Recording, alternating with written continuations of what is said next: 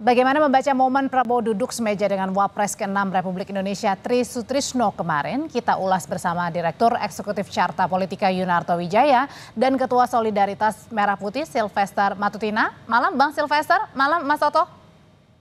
Malam Audrey. Ya, sambil menunggu Bang Sylvester, saya mau ke Mas Toto dulu. Mas Toto, pada saat silaturahmi Pak Prabowo dengan Purnawirawan ini biasa ya, tapi yang tidak biasa adalah kemarin Pak Prabowo duduk semeja dengan Pak Tri Sutrisno, yang Pak Tri Sutrisno ini juga merupakan salah satu purnawirawan TNI yang mendukung pemakzulan Wapres Gibran. Kemudian juga Pak Prabowo memberikan hormat sebelum pidato nih. Apa makna yang dibaca Mas Toto di balik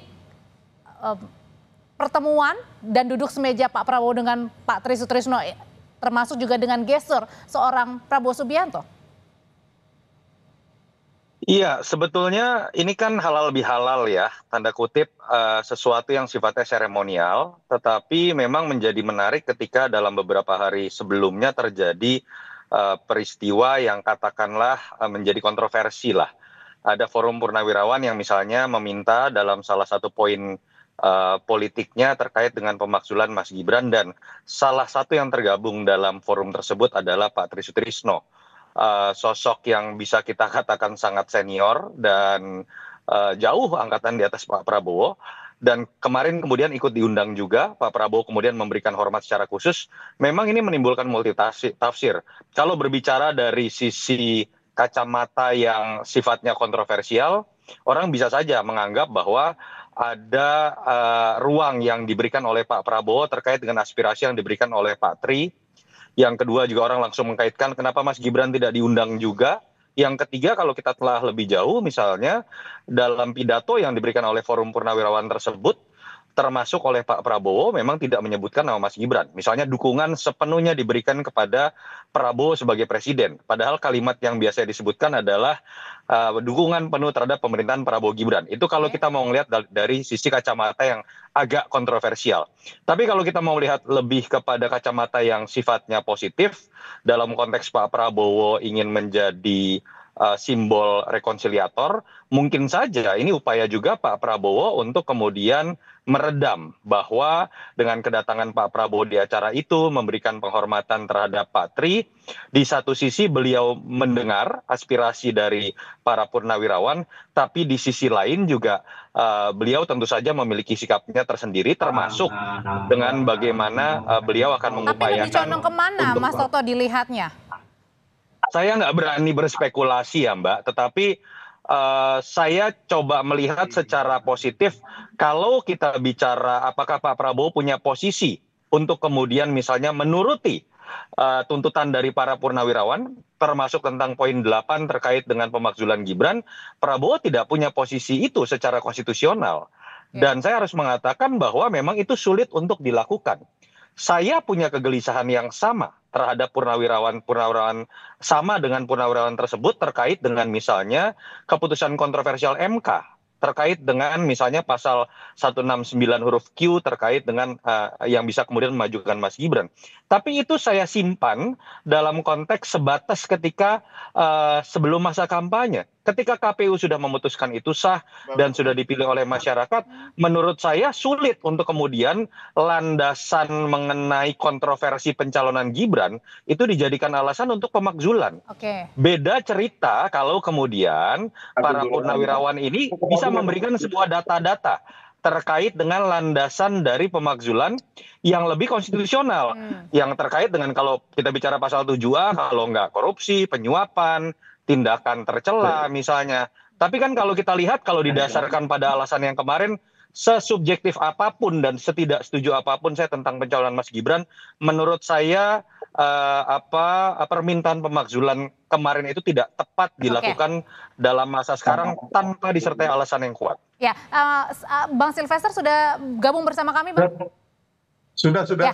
Bang, kalau ini kan tafsirannya berbeda-beda begitu ya, dengan kemarin Pak Prabowo hadir di forum purnawirawan, di satu sisi ada juga isu soal pemakzulan Wapres Gibran. Nah, pertanyaannya kalau misalnya apakah momen kemarin ini sebenarnya untuk meredam bergulirnya isu pemakzulan Wapres Gibran, atau sebaiknya sebenarnya kemarin ini harus juga mengundang Mas Gibran bersama-sama dengan Pak Prabowo?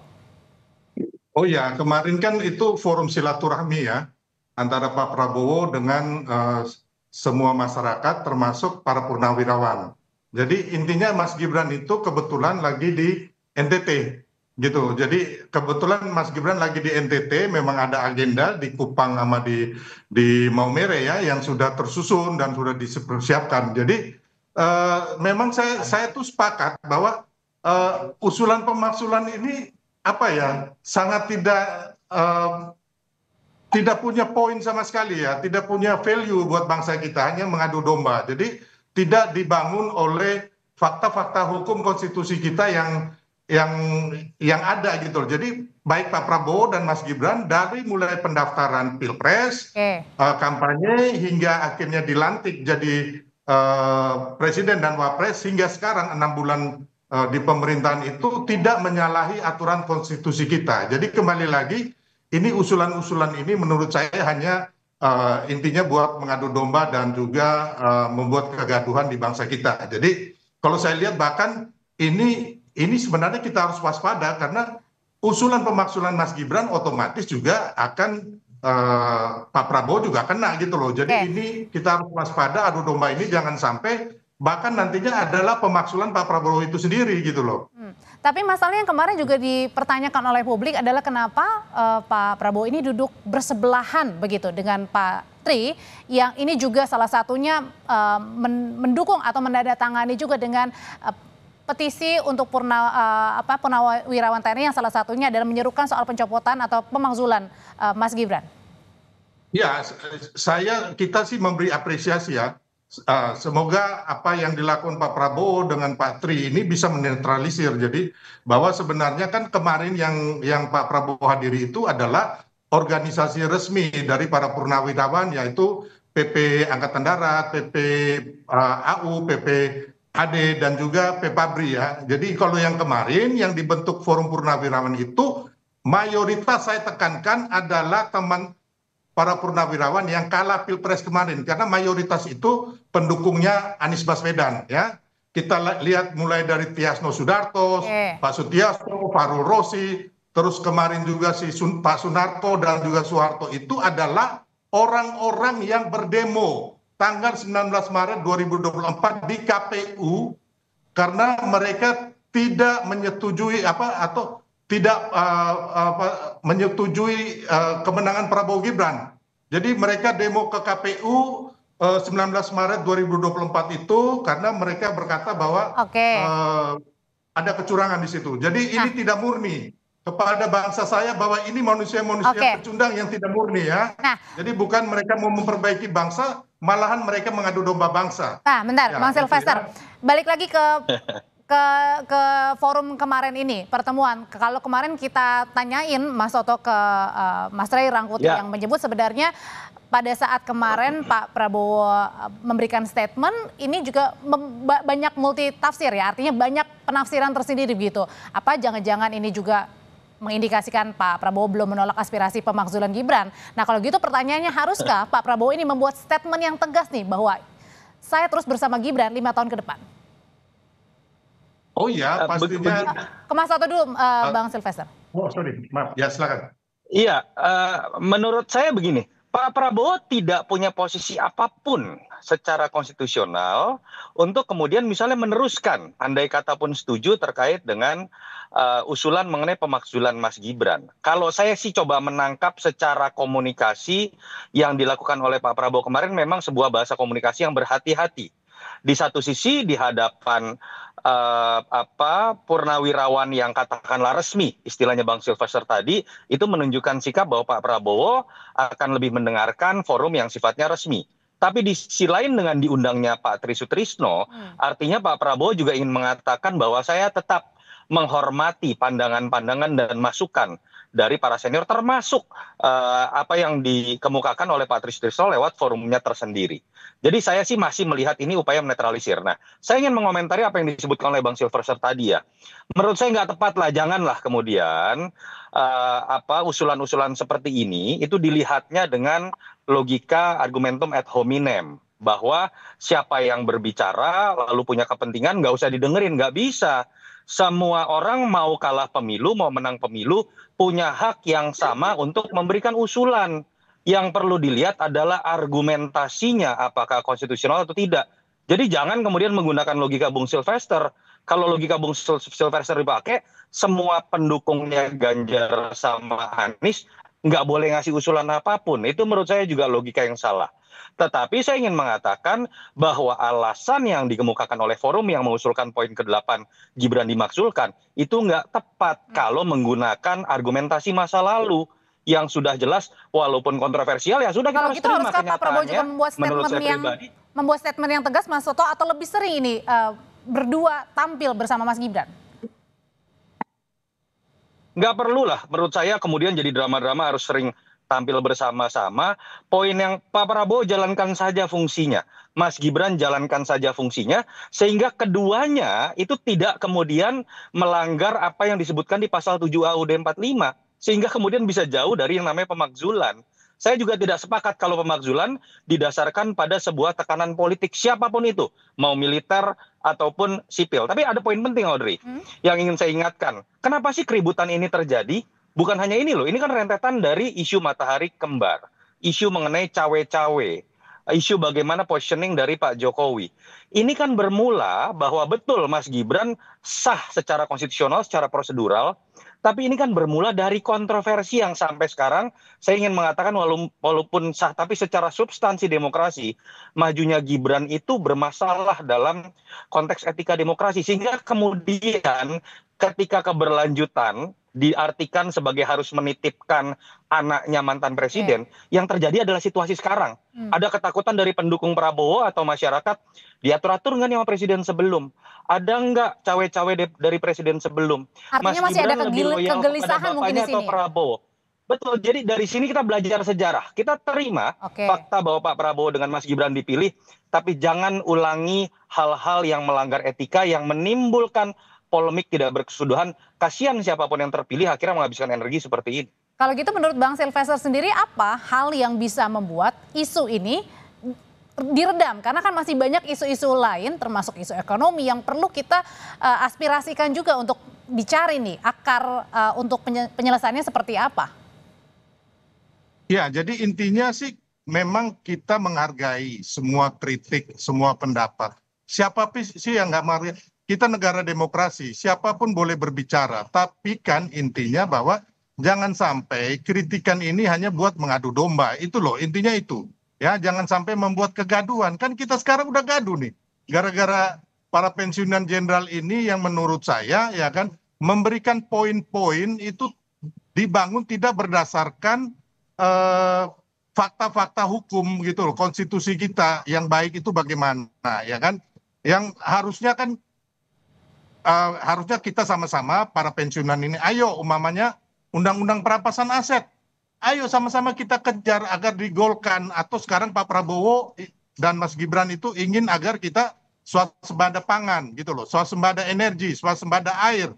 Bagaimana kita melihat Panglima TNI, Kasat, saya pernah ke kantornya Kasat, beliau menunjukkan ini loh Bang, kami punya pompa air. Kalau tadi dibilang ya, Mas Toto bilang mungkin ada kegelisahan, ya, mungkin yang dirasakan. Kegelisahan apa? Udahlah, udah kalah pilpres, ya udah nanti bertarung lagi di 2029. Nah, gampang. Tapi kalau itu menurut saya nggak tepat. Bang Sylvester, Anda jangan. Gini. Anda kan orang pendukung Ganjar, saya tahu itu. Anda jangan menggunakan logika argumen. Anda kalau seperti ini siapapun yang kalah Anda anggap tidak punya hak untuk bersuara. Logika Anda rusak, tahu nggak Sylvester? Bang, nggak bisa loh. Anda ngerti nggak? Logika Anda rusak. Anda uji argumentasi dari Forum Purnawirawan itu. Jangan lihat latar belakangnya. Bukan, gitu loh. Poinnya ada nggak sekarang? Itu ada bermanfaatnya buat bangsa. Masa yang boleh bersuara cuma 58% dari suara pendukung Prabowo Gibran? Inilah logika yang membuat kegelisahan. Kalau besok ribut-ribut Anda mau tanggung jawab gara-gara ini. Bukan tentang itu. Anda jangan menggunakan logika argumentum ad hominem bahwa ada yang punya hak lebih untuk bersuara karena menang pilpres. Kita punya kesamaan dalam menolak argumentasi tersebut. Pemakzulan ini salah. karena tidak cukup argumentasi, tidak cukup Ya fakta memang secara salah konstitusional. secara Kita sepakat tentang ketatanegaraan poin kita itu. salah. Nanti dulu, kita sepakat tentang poin itu, tapi jangan batasi hak siapapun termasuk para purnawirawan ini hanya karena mereka dianggap kalah pilpres. Itu saya tolak. Bang Silvester? Ya, saya hargain itu. Kalau umpama beliau ini kan juga timnya Ganjar, saya tahu pasti dia akan Nah, ngomong udah nggak begini. nyambung lagi. Tapi Di sini Udah kita nggak undang nyambung Mas lagi, Toto Audrey. sebagai pengamat, Nggak Bang nyambung ini, Silvester. Audrey. dengan Anda berbeda ya. Saya melihat sesuatu dalam kerangka untuk membangun bangsa. Ya kan, kalau Anda kan Nggak nyambung, nggak nyambung. Ya. itu juga. Tadi Jadi juga wajar sudah disuarakan Anda oleh Mas nggak Toto nyambung. bahwa Bisa, Bang. tidak setuju juga dengan pemaksulan. Tapi mungkin begini, Bang Silvester, yang dimaksudkan adalah pastikan ada argumen tersendiri. Tidak mungkin seorang purnawirawan TNI tidak ada angin, tidak ada hujan, kemudian bersuara seperti ini. Pasti kan ada alasan mungkin di balik itu. Ya, alasannya kan kemarin kan mereka kembali lagi ya. Ya, mereka kemarin juga tanggal 19 Maret 2024 ke KPU itu Pak Soeharto dan Sunarto itu memprotes bahwa Pilpres itu curang. Gitu loh, ada latar belakang. Jadi nggak bisa juga kita abaikan latar belakang mereka. Audrey, saya gitu boleh loh. jawab nggak, Audrey? Ya, silakan. Kalau Kecuali Silvester ada poin-poin yang menggunakan bermanfaat buat logika bangsa, seperti kita sepakat, ini, kita rapat. Silvester, kamu ingat nggak yang namanya tim Prabowo pun ketika kalah 2014-2019 melakukan protes ke KPU dan Bawaslu. Apakah Pak Prabowo dengan timnya kemudian pada saat itu dianggap tidak punya hak bersuara? Anda nggak nyambung. Kita bicara di sini, kita uji saja apakah argumentasi purnawirawan itu kuat atau tidak secara konstitusional. Jangan Anda bawa menang atau kalah. Itu yang akan menambah kegelisahan. Kita uji, tapi Anda jangan mulai dengan bahasa kalau Anda kalah pilpres, Kalau Anda gitu, tidak boleh Bapak-bapak, bersuara. Itu udah ngawur. Bapak-bapak, singkat saja. Saya mau minta pandangan dari Bang Silvester dan juga Mas Toto. Tapi Bang Silvester dulu. Kalau begitu, bagaimana caranya biar isu ini tidak semakin menjadi bola liar dan akhirnya kita kan masih punya isu-isu lain ya, isu ekonomi, isu lain sebagainya. Gimana caranya ini supaya tidak ada lagi nih isu pemakzulan ini? Atau diredam? Kalau buat saya, ketika Pak Prabowo bekerja dengan sebagaimana mestinya, memposisikan dirinya sebagai satu-satunya pemimpin, Mas Gibran memposisikan dirinya sebagaimana mestinya secara konstitusional, itu menurut saya juga dia akan menjauhkan dirinya dari pemakzulan. Tidak usah takut dengan tekanan-tekanan politik apapun, dan tidak usah juga pendukungnya itu kemudian kebakaran jenggot dengan kemudian memilah-milah orang yang bersuara kalah pilpres atau menang pilpres. Itu yang menambah kecemasan dan menambah sebuah kontroversi. Intinya kerja. Kalau itu dijalankan dengan baik, bekerja, ya sudah. Begitu pula pendukungnya menurut saya lebih banyak berbicara mengenai kerja dari presiden dan wakil presidennya dibandingkan bernostalgia masa lalu tentang siapa yang kalah dan menang pilpres seperti yang disampaikan oleh Bung Silvester tadi. Bang Silvester. Ya, jadi Mas Yunarto, jadi gini, saya pun menghargai gitu, mau kita duduk bersama, tapi poinnya dari 8 poin ini apa gitu loh. Terus yang saya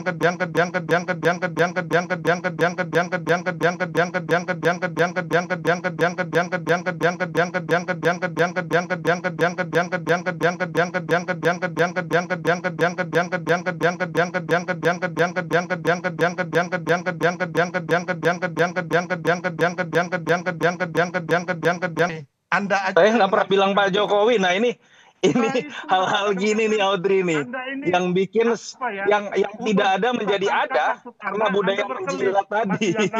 Janganlah, gitu. Ada ngomong aja. Pak Prabowo itu mandiri, tidak dicawe-cawe. Nah, kita kembali ke tema hari ini, Bang. Kita balik ke tema hari ini. Jadi intinya gini, kalau saya sebagai anak bangsa merah putih, ayo para purnawirawan kita duduk. Mana poin-poin ini yang bisa untuk membangun bangsa. Jadi perlu ada ketemu bersama, Bang Silvester. Oh ya, mau. Yang kemarin belum cukup berarti. Terus yang kedua, ayo kita sama-sama ya kan mendukung agar mengusut koruptor dan undang-undang perampasan aset dan uang kartal ini disahkan. Terus yang kedua, ayo kita sama-sama turun ke sawah bersama Panglima TNI, Kasat untuk masalah pengairan, pupuk dengan Pak Prabowo agar kita bisa swasembada pangan, swasembada kedaulatan di bidang pangan, energi dan air. Itu yang kita inginkan. mari sama-sama kita membangun bangsa. Jangan bikin kegaduhan gitu loh. Perlu duduk bersama nggak sih Mas Toto tadi dikatakan Bang Ya Silvester? perlu, nggak ada masalah, perlu. Mas Toto? Kita Ya bagaimana pilihkan. mau duduk bersama kalau kemudian orang baru berkomentar lalu dikatakan kalah pemilu. Itu menurut saya yang seharusnya kita lepaskan. Uji argumentasinya, mau dia senior, mau dia militer atau sipil, kalau argumentasinya tidak kuat kita duduk bersama. Tapi jangan duduk bersama dengan sudah menempatkan Anda berbeda dengan saya karena Anda kalah dengan Pilpres. Saya meyakini sekali Pak Prabowo tidak punya pemikiran seperti itu. Karena Pak Prabowo bahkan mendatangi orang yang kalah Pilpres. Pak Prabowo berusaha untuk merangkul. Berbeda dengan para pendukungnya, sebagian pendukungnya seperti yang juga tadi disampaikan dalam argumentasi Bang Silvester. Kalau kesamaan sikap dengan Pak Prabowo yang dilakukan oleh para pendukungnya, saya meyakini kok kegelisahan itu tidak akan muncul. Isu matahari kembar tidak akan muncul. Isu mengenai cawe-cawe juga tidak akan muncul. Jadi mulailah dari sikap sebagai seorang pendukung seperti yang sudah dicontohkan oleh Prabowo sendiri. Iya, saya paham ya kan. Oke. Yang Abang Singkat, bilang tadi, sudah habis. honeyman, jangan menyerang pribadi. Tapi kan kita tahu juga kenapa Oke, sampai baik, poin-poin Bang ini, Silvester. 8 poin ini ada karena ada latar belakang juga Oke. Pak Yunarto yang Bang terhormat. Silvester, terima Ya, kasih nggak untuk terlepas waktunya. gitu loh. Mas Toto, terima kasih juga untuk waktunya. Selamat Ya, malam. terima kasih. Terima kasih.